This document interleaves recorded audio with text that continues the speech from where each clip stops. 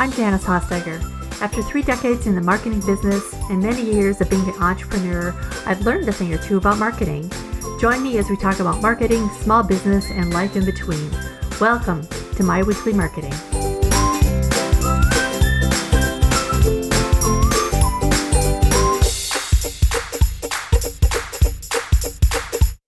Hey, welcome back to My Weekly Marketing. Today's episode is a good one if you've ever wondered what actually works when it comes to affiliate or influencer marketing. If you've even wondered if it's worth trying, you're going to love this episode.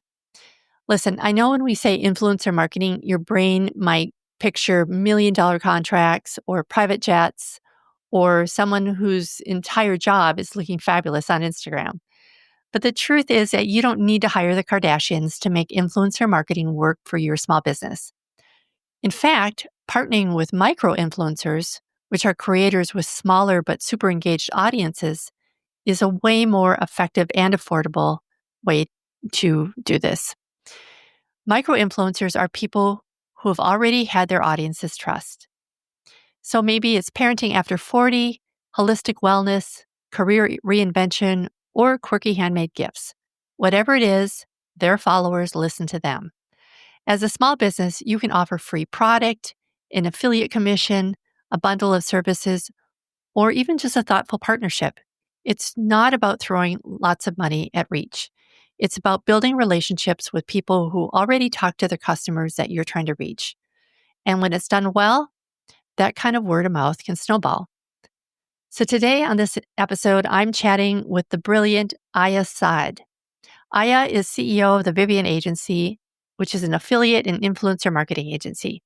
They help clients all around the world launch and manage affiliate and influencer marketing programs, even if the business is small, like yours. So grab your coffee, your notebook, or both, unless you're driving, of course, and let's dive in. Good morning, Aya. Thank you for joining me today, and welcome to My Weekly Marketing.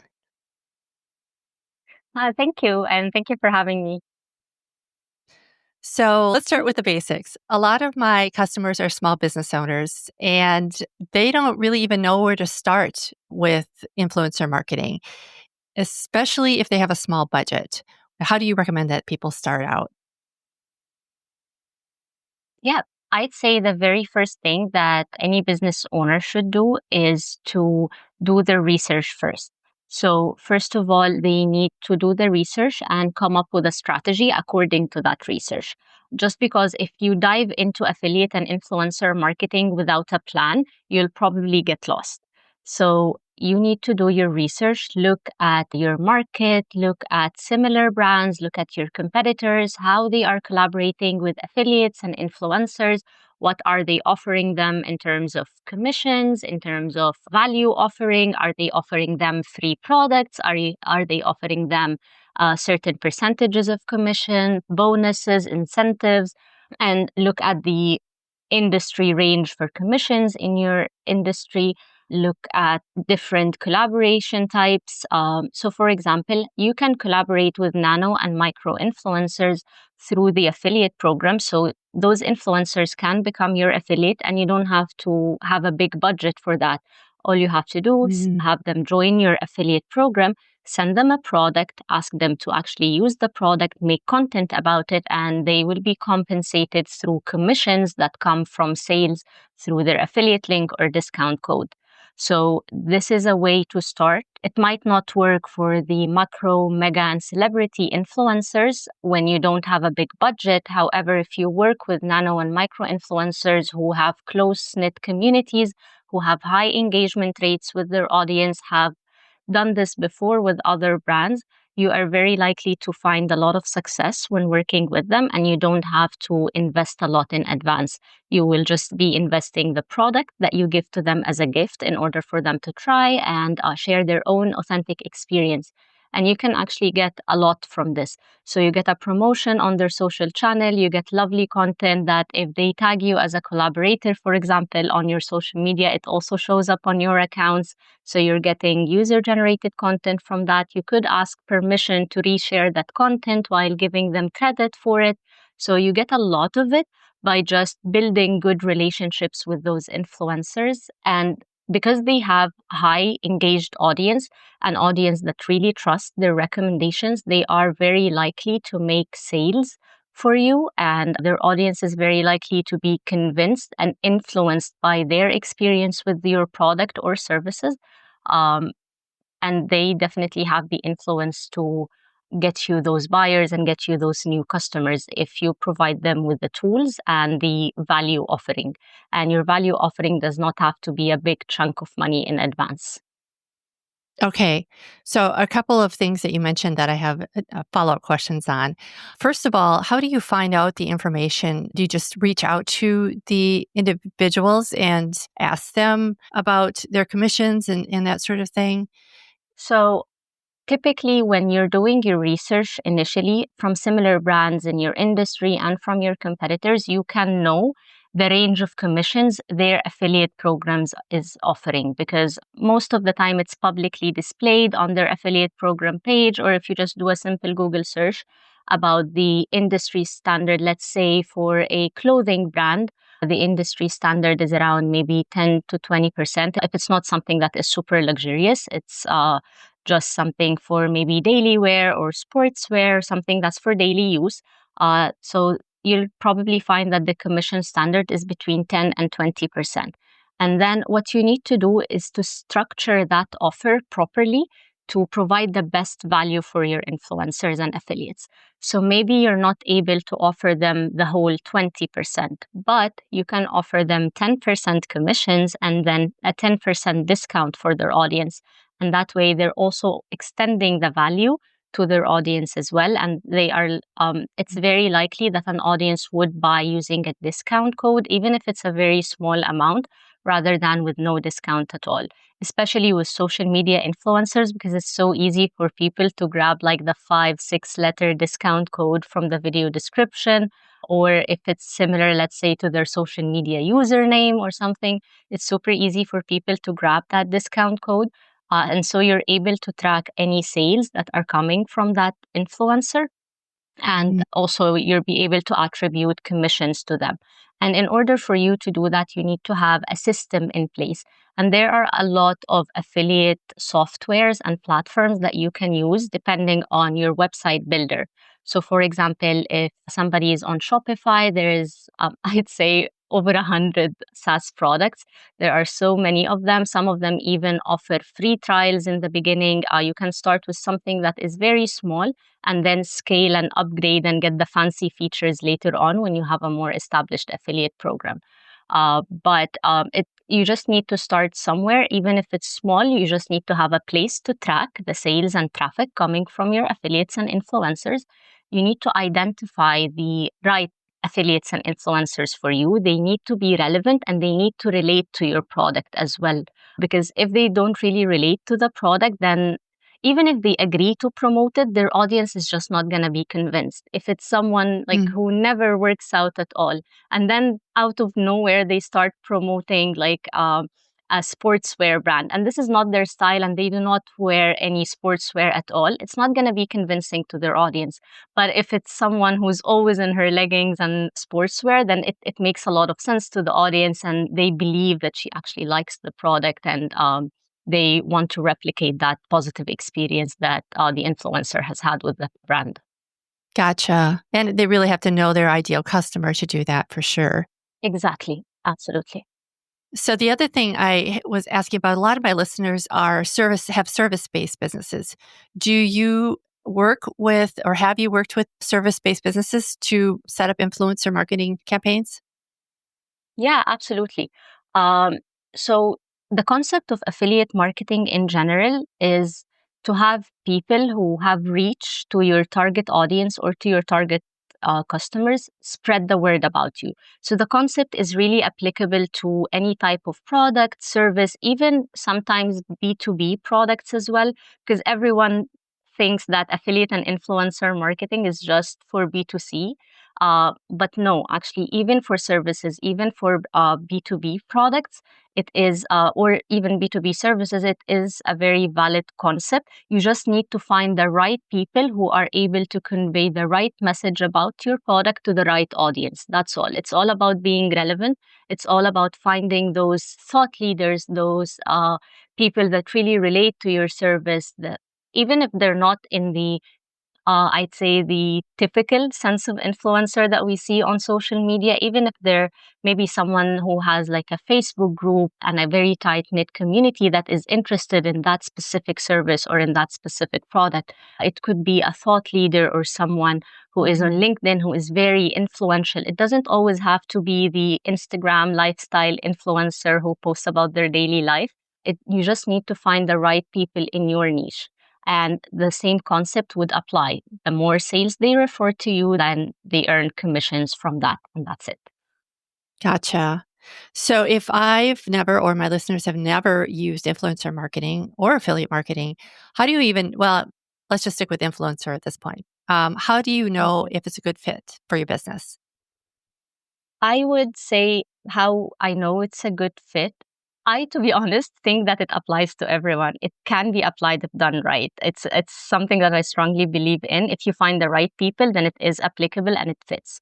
But in general, if there are people who are interested in your product, obviously, or service, because you've launched that product, then there are people interested in it and this addresses a certain pain point for them. Then there's also someone who is talking about that. So you need to find the people who talk about it. And then those are your affiliates and those are your influencers and those are the people who are spreading that word of mouth. So it's very similar to you maybe taking your customers and asking them to refer a friend, but instead Mhm. this is someone who is more influential, someone who has a bigger community. It's the same exact concept of word of mouth, but you're using people who have more influence on their communities and they are more visible. And because of social media, this has become easier, I'd say. So instead of you getting a customer who would just might be inviting 5 or 10 of their friends or family members to try your service or product, then you're getting a ton more people just because that person reaches a lot more people through social media. And again, it doesn't have to be Instagram and the typical concept. It could be that they're talking in conferences because they're very influential in that niche. It could be that they post on LinkedIn and they have a very engaged community. It could be that they even post on Reddit, post on Facebook. It just depends Mhm. on also where your target customers are based on their demographics, based on their age. For example, it's very popular that TikTok has a much younger audience than the other social media platforms. So if your target audience maybe is slightly older, then maybe you should be targeting other social media platforms like Instagram or Facebook. Another thing is that you need to be mindful of where your target audience are present online. So some services or some products might not even have that social media presence, but they might find their proper affiliates and influencers in forums and communities, sometimes even offline communities. But again, they are promoting and providing maybe like a card with a QR code that takes people to the website link and then they can buy the service or the product from there. So even if it's an offline community, that would work as well. It just depends on finding the right Mm. people. 100%. Love that. So, what about if you have a local business? Do you sort of kind of brainstorm with me for a minute? Do you look at maybe newscasters? I know you mentioned offline. Could it be like the leader of a local networking group or something like that? Is that, or what else Yeah. do you recommend for people who have local brick and mortar businesses? Yeah, absolutely. It could be someone who is, let's say, you have a bakery and you have a local bakery. So you basically seek out the family and mom groups and the groups of residential areas that are around your bakery or areas that you may be delivering to throughout the city or county where your store is. And you either might have an e-commerce platform where you're able to take the orders from there. So you're able to set up an affiliate system and provide those influential people, the leaders of those groups or the admins of those groups with the link, or maybe even a discount when people are referred by them to you. So it's a matter of finding those influential people and giving them the tools to promote you. Is it more effective to work with like a micro influencer or look for somebody with a really large audience? Let's say that you have a bigger budget. Do you see any difference in terms of ROI or engagement depending on how big that influencer is or how many followers they have? Yeah. So typically, if you have a bigger budget and you are looking to work with much bigger influencers, it's definitely a great investment because you're getting a lot more eyeballs on your product and your services. So even if it's not directly related to your sales immediately, but it is getting you the brand awareness. I think that typically when influencers have a larger number of followers, then they're very likely to have a lower engagement rate just because it's a math thing. When you have a larger audience, then it's very likely to have a smaller amount of them engaged. But if you don't have the budget, then focus on the nano and micro influencers under 50,000 followers who have really good engaged audience. And also whenever you're working with bigger influencers, you need to take a look and analyze the authenticity of their followers, because at this point followers can be bought. It could be just a number, so you need to ensure that there are actually people behind that big number of followers and people who are going to be engaged and actively engaged with that influencer throughout their posts. How do you tell if somebody has some bot followers or purchase followers? So we typically use tools for that. So there are a lot of influencer analytic platforms that some of them are even available for free. Some of them are maybe a bit more advanced, so they are available at a different pricing. It depends. But you, every time you are investing a big amount of money, or even if it's not big, if you're investing money in advance with an influencer, you need to first ask them for their own analytics of their profile, but then also do your own research and analyze their profile outside using external tools to ensure that the numbers add up. There is going to be some discrepancies depending on the point of time where those platforms would pick up the data 100%. Hmm. That's going to happen, but it needs to be discrepancies that make sense also. So the influencer can't say like my views are 100,000 on every post, and then you look at their profile and you look at your tool and they're barely 1,000 views per post, so it doesn't make a lot of sense.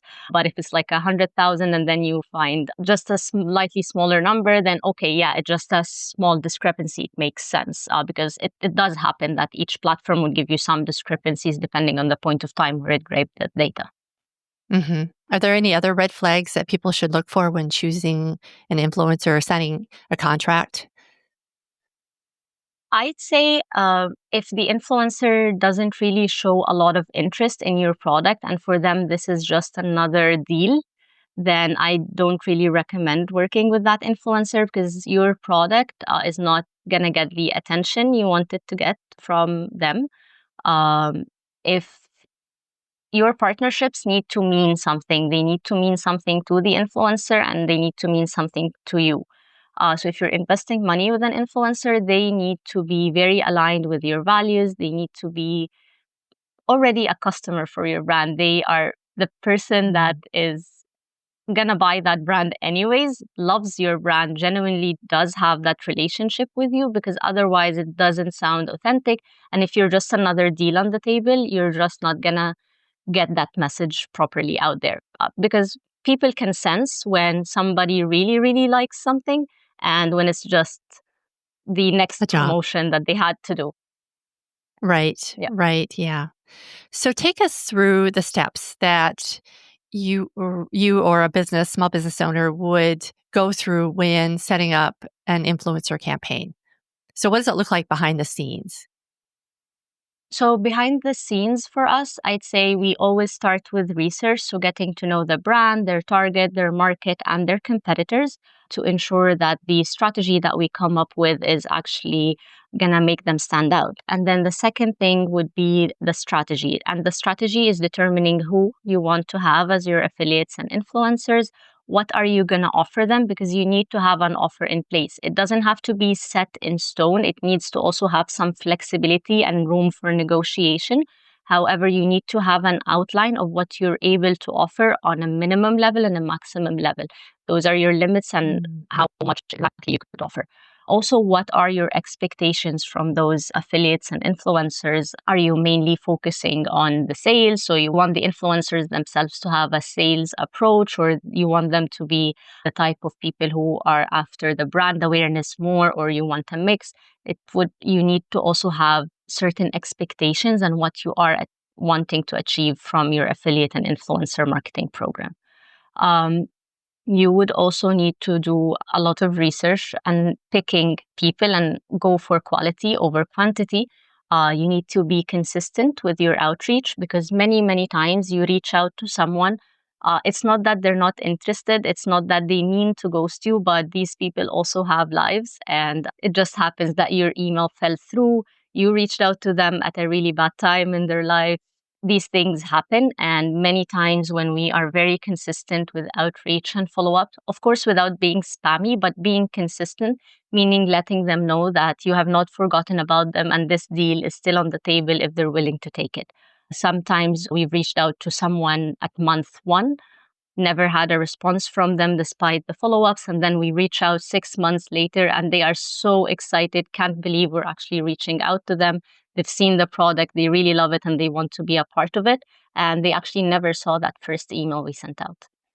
So consistency. Yeah, absolutely. And then at that point, it really becomes about the negotiation, and then you put together a contract. Is that it? And then how long does a campaign typically run?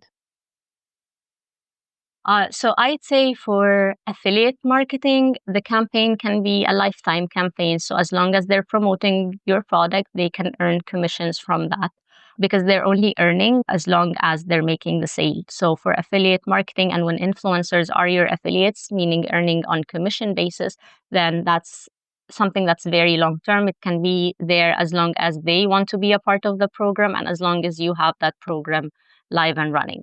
However, with more specific influencer campaigns, the range depends. So it could be like a one-time thing that you reach out for maybe a specific campaign. Let's say you are doing a spring collection and you want influencers to be promoting that collection specifically, but that's it. So you're only running that promotion for the time that this collection is available. However, if you or it could be maybe about a discount for a certain occasion, like a holiday discount or something like that. Or it can be campaigns for different purposes. So you can run a campaign for 1 month and the objective of that campaign is this, and then another campaign for another month for a different objective. I wouldn't say there is like a minimum or a maximum. You can run those campaigns depending on your priorities and your needs. And also, of course, if you are doing something that is a fixed fee campaign, that where you're paying influencer a fixed fee per content piece or per a certain amount of content pieces, you need to be very mindful of your budget and how you're able to split that budget between different influencers. Because I don't recommend, especially if you're still just testing things out, do not put all your eggs in one basket and invest all your budget into one influencer. It's better to have different influencers, different types of your customer personas, also people who are approaching your product from different angles of promotion so you can see what has worked best. Interesting. It sounds like for a smaller business, actually an affiliate type of setup would work a little better, right? Because they're constantly promoting on their own schedule and they will just get a percentage of what they sell. Correct? Absolutely. Yeah. Yeah. And within the affiliate program that you have long term, you can actually have campaigns running within that. So, for example, you can say, okay, everyone for the rest of June, if the best 10 videos would get an extra 5% commissions on all their sales. Or if you publish a video in the summer season, you will get a $50 bonus, for example. You can do so many things and play around. And we always recommend doing these things because it makes your affiliates stay engaged. and stay excited about your product, excited about your program. Whenever you have a new product launch, select your top affiliates and send them that product before it's even live on the website. They would really appreciate that, or it goes a long way for them. And you will have your own like pre-launch campaigns without even having to ask for it. So it's also a great way to build those relationships, because if you build those relationships right with your affiliates, then you're going to have them promoting you long term. Love it. Love it. So, what's one piece of advice that you give to a business owner who's maybe still on the fence about this? Do you think they should give it a try? Do you think we should all give it a try and see what works? Or what's your best advice? My advice would be just, if you want to give it a try, you need to understand that it is a lot of work. It's not like ads, it's not something that's gonna give you immediate results and you can see immediately if it's working or not. It's something that you need to work on. So you need to have the time to invest into that, and you need to have a proper plan, because otherwise you would be unfair towards the concept of affiliate marketing if you decide that it's not working for you and you just haven't tried it Mm. properly. So if you don't have the time to invest into it, seek support. If you don't have the budget for that, then maybe just table that for now until you actually do have the time and the tools and everything to invest into it, because long term it can have amazing results on your business. It grows exponentially. At some point, if you build those relationships correctly, you don't even have to reach out to people anymore. People are reaching out to you because they've seen all those influencers talking about your product and they want a bit of that too. So, if you build those relationships right, at some point, the affiliate program would become self sufficient, actually. Love it. Love it. So, where can people learn more about you or affiliate marketing or your agency, or tell us how to get in touch with you? Yeah, absolutely. My name is Aya. I'm CEO of Vivian Agency. You can reach us out at vivianagency.com. I believe Janice will have the links I'll put it in the show with the notes. episode. Yeah, exactly. You can reach out to us via the website form. You can reach out to me directly at aya at vivianagency.com, or you can message me on LinkedIn, and the show notes will also have that link. Absolutely. Thank you so much, Aya. We've learned a lot today about influencer marketing. I appreciate your time. Thank you. Thank you so much for having me. So, are you ready to try out some affiliate marketing? For more information about anything we talked about today, visit myweeklymarketing.com/113. If this episode gave you ideas, I would love to hear about them. Screenshot the episode, tag me at Janice Hostegger Marketing at Instagram, and tell me one idea you're excited to try. And hey, if you want more behind the scenes tips and strategies like this one, make sure you're subscribed to My Weekly Marketing. Thanks so much for joining me today. See you next time. Bye for now.